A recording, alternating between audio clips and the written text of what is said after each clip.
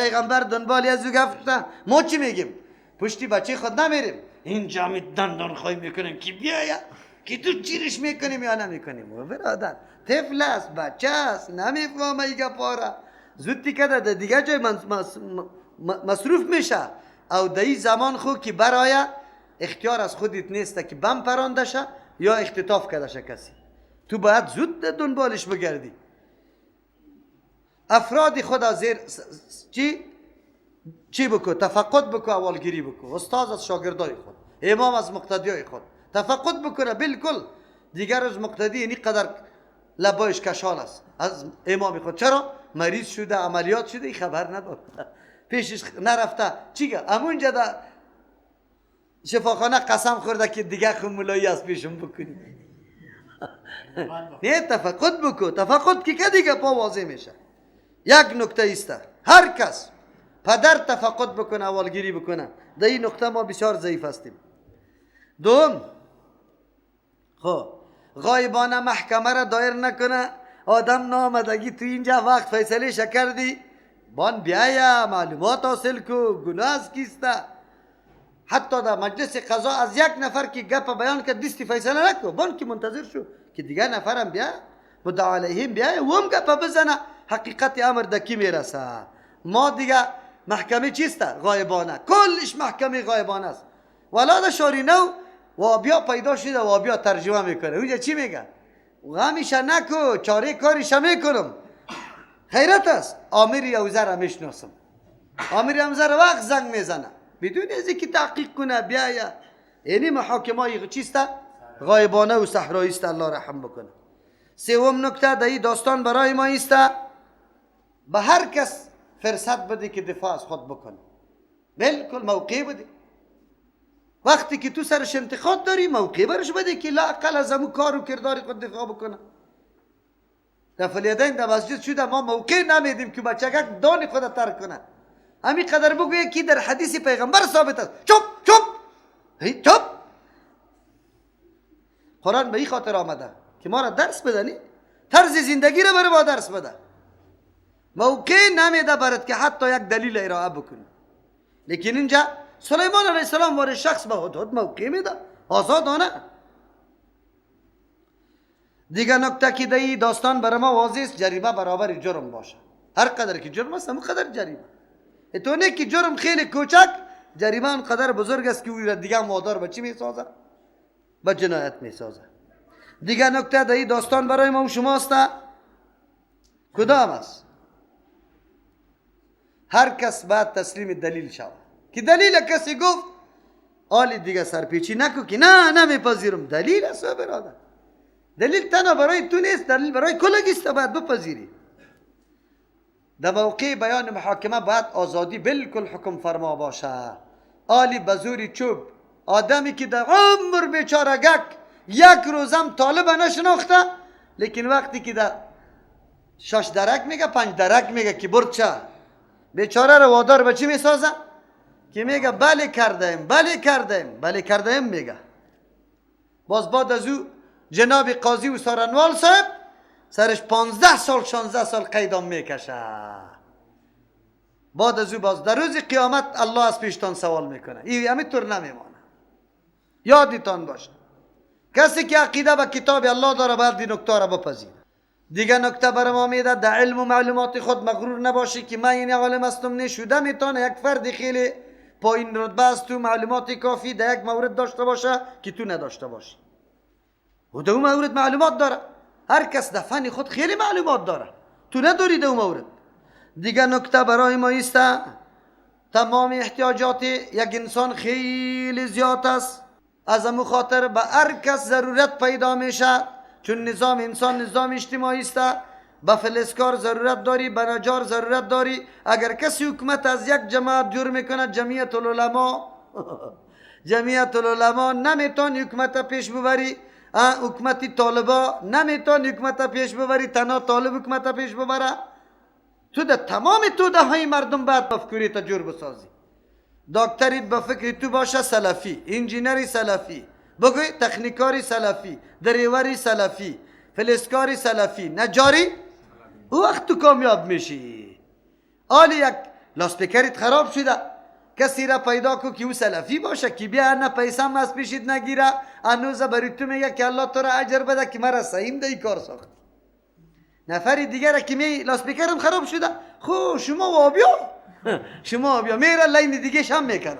خبرداری نه نظام حکومت به اینمی چیزا ضرورت داره. تا وقتی که کار در کلی توده ها نکرده نظام حکومت برقرار کرده نمیتونی. دکانداری سلفی پیدا کن که بری مطمئن لیست برش میدی به نرخ خیلی مناسب، چیزای خوب برات میده. در قصاب سلفی استاد شو خلاص دیگه، گوشت خوب بده.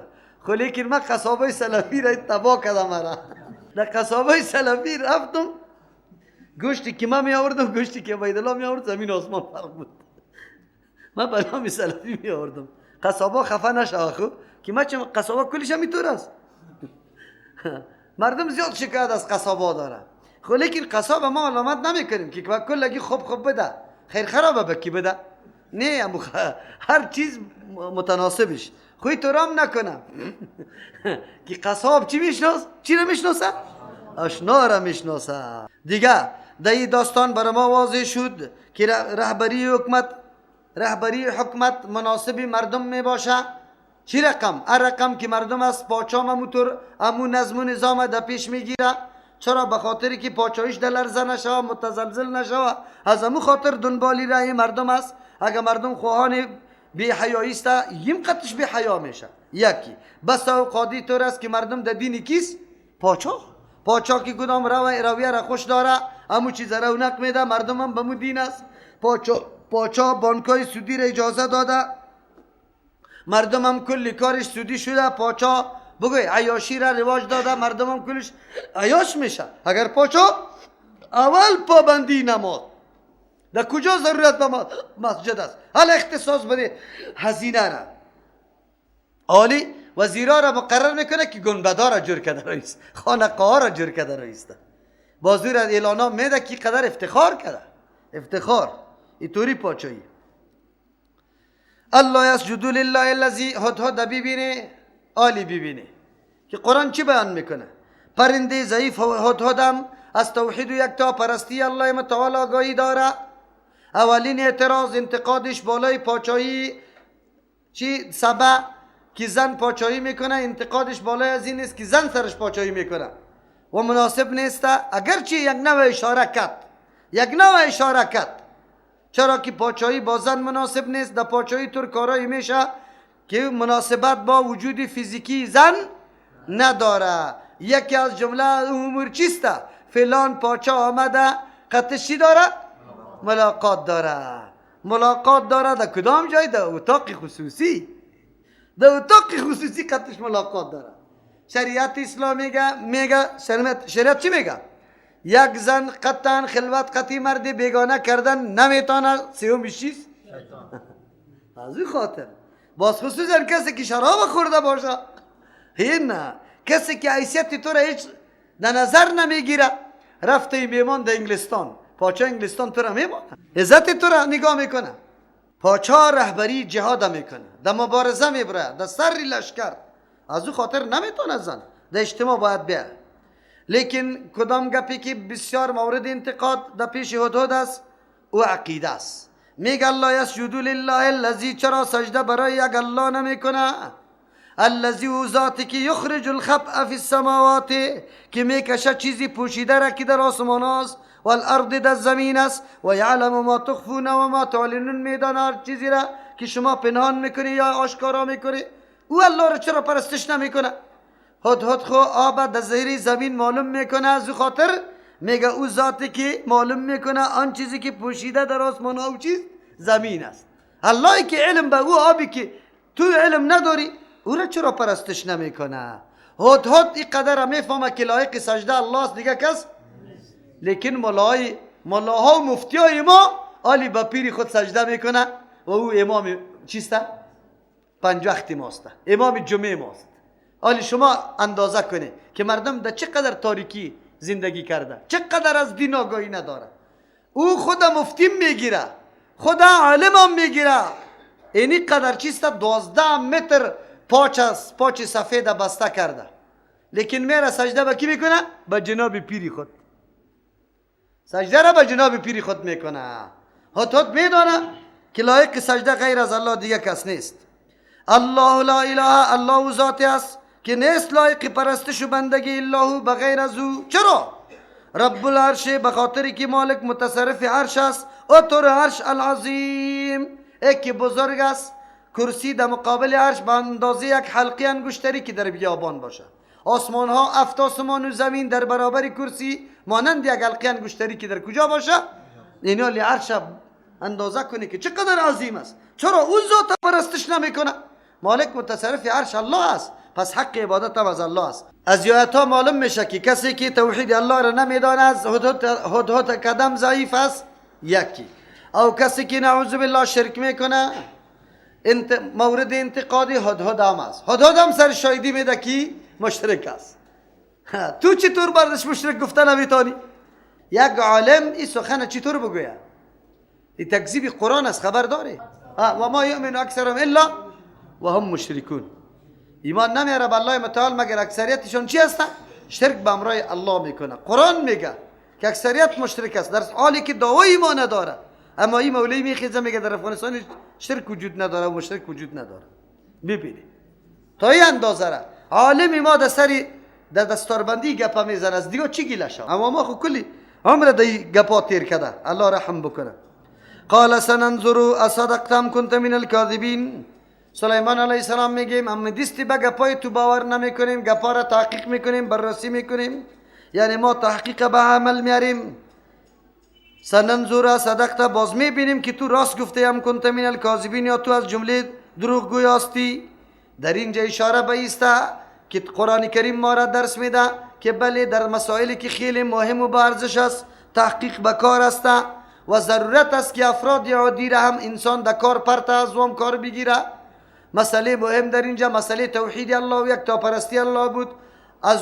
از هدهد هم کار گرفته و تحقیق کرده گپی از او را. اذهب بکتاب هذا، سلیمان علیه السلام تحقیق چیست؟ پس به می هدهد که همو جای دیده در یمن سفر کرده، پس آمده خط نوشته میکنه برش میده فالقه پرتوشه الیهم بسوی امی درباریای پاچا. ثم تولى عنهم، بعد از پس بگرد از یا فنظر بی ما یرجعون، که به چی چیزی باز میگردن، چی جواب بر ما پیش میکنه. تحقیق میکنه مردم. سلیمان علیه السلام عالی میبینه که مردم چطور است، خطی مرا چی جواب میده. بیایید قالت یا ایها الملأ، خط انداخته شده برای زن، اما نویت انداختن چی رقم است؟ بعضی مفسرین میگه بلقیس سری تخت خود، سری عرش خود خواب است. هدهد برده خط در سری سینش باقی مانده. بعد از بازگشته که بیدار میشه خط میبینه، خط خیلی ناشنا، چرا که 3 جمله کوتاست لیکن آنقدر پرمفهوم. عالی میایه قرآن کریم چه نکته ها را برای ما میگه. طریقه و آداب خط نویسی چی رقم است، تحقیق چی رقم است. لیکن اصلی طور است که هدهد رفته خط انداخته شده، در ملای عام انداخته شده و اول بسری بلقیس انداخته شده، چون او ممتاز از دیگرها بوده، در سری تخت بوده. خو هدهد خط انداخته، از امو خاطر خط عادی فکر نکرده. بلقیس فهمیده که خط عادی نیست، از او خاطر اهتمام زیاد برش کرده.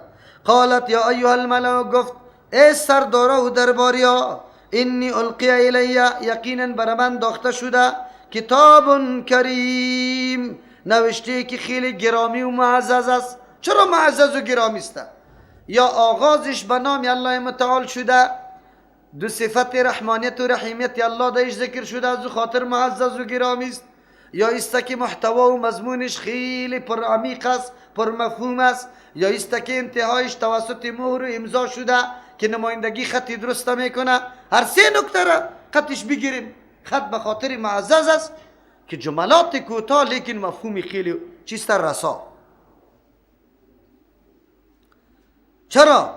آلی میگه انه من سلیمان، این خط از جانب سلیمان علیه السلام است. بسم الله الرحمن الرحیم، خط شروع شده و بسم الله، به نام الله و طور اللهی که رحمان است، دهنده کل نعمت است، نعمتای عام، الرحیم دهنده نعمتای خاص. الله تعالی که شما زوراوری نکنه، کلان تراشی نکنه علیه بالای ما و اتون مسلمین بیای برای ما تسلیم شده. اینه می قدر گم سه جمله آدابی خطا بر ما قرآن نشان میده. زمانی که خطا به کس روان میکنی اول نامیت نوشته کن. من جانب فلان من فلان الی صدیقی السلام علیکم و رحمت الله علیه. از جانب فلانی برای دوست، برای پدر، برای برادری مهربانم السلام علیکم. یکی اول نامیت نوشته میکنی. شروع خطا با بسم الله بکو. آلی مردم خطا در جای میندازه باید بسم الله نوشته نشوه، نه نوشته شوه. مسئولیت در گردنی از اوستا. بالکل پیغمبر علیه السلام بسم الله را در اوتور کسایی نوشته کرده که کفار بودن، میفهمیدن قدر احترامی خطا نداره، اما مسئولیت است که آغاز کار باید با بسم الله شوه ولو که خط باشه. این مسئولیت گرنده خط است که خطا باید در جای خوب نگاه بکنه. آیتایی که در اخبارات در مجله نوشته میشه عالی مسئولیت توسته که اخبار یا مجله در دست آمده ایر احترام کنی، در اشغالی نندازی. اگر انداختی گناهگار توستی، نوشته کردنی گناهگار نیست. تو قدر منزلت میفهمی. شروع خود توسط بسم الله شود. سوم ادب در خط است. خط باید دور و دراز نباشه. جناب محترم جامع المنقول والمنقول والفلان والفلان والفلان. بس اصلی مطلب خط گم میشه در بین چی؟ القاب زیاد. نه کوتاه مختصر که مطلب زود کرده بفهمه. صحیح کنی. خطوطی که رسول الله صلی الله علیه و سلم نوشته میکرد کوتاه تسلیم شو سلامت باقی میمانی. خلاص بسیار کوتاه، خط کوتاه، سبب مزاحمت مردم نشود، سبب گرفتن وقت مردم نشود، وقتی از ضایع شود در خواندن از اصل مطلب چی نکنه. عریضه همینطور، عریضه دور و دراز نوشته میکنه. اونجا که ببینه رئیسا چی میکنه اسکوئی را کی بخونه مطلبت از امو خاطر مطلب چی را عریضه چیست سکرترا بازو مطلب چی میکنه در شینگش خلاصه میکنه برای جناب وزیر سعید.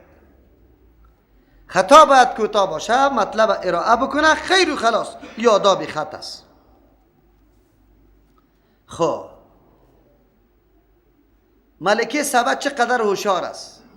کس نگوید که زنا هوشیار نیست. هوشیاری زنا آنقدر هوشیار است خصوصا در معاملات.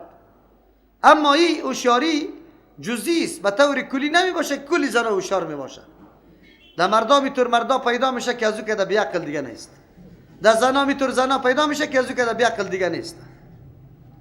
یک مرد و زن بیعقل کدام است که عقد نکاحشان شده لیکن بازم قطعی خود یکی با دیگهش جنگ و ضد داره، یا بیعقل هستن. او برادر نکاحتان شده، شما یک عالم عمر یک جای تیر میکنه، اولاد از پیشتان پیدا میشه، پس خوشی و خوشحالی در دستی خودتان است.